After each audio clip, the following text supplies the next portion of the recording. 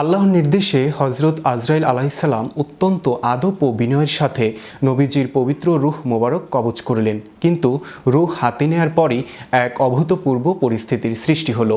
আজরাইল আলাইহিসসালাম এক মহা চিন্তায় পড়ে গেলেন। এই পবিত্রতম রূহ তিনি কোথায় রাখবেন?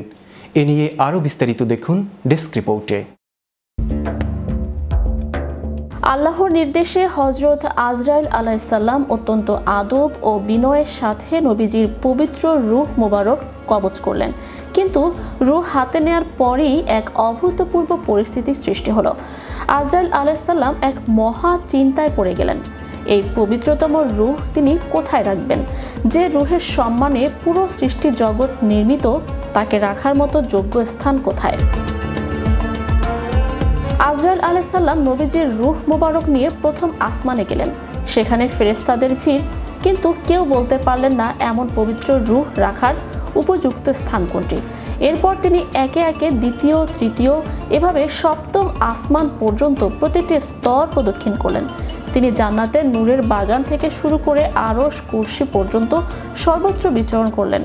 কিন্তু কোথাও সেই কাঙ্ক্ষিত প্রশান্তি বা এমন কোনো মর্যাদাপূর্ণ আধার খুঁজে পেলেন না যা নবীজির রূহের সমকক্ষ হতে পারে।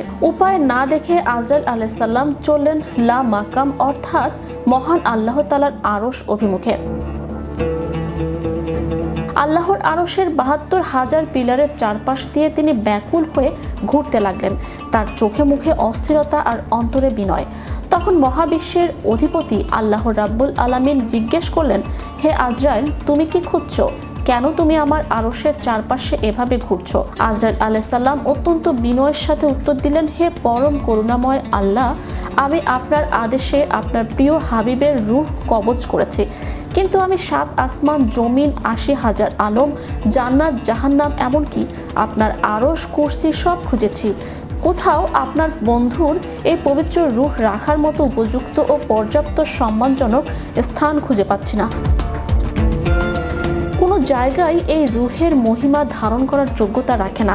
আজরাইলের ব্যাকুলতা দেখে আল্লাহ তাআলা এক ঐতিহাসিক ও ঈমান দীপ্ত ঘোষণা দিলেন।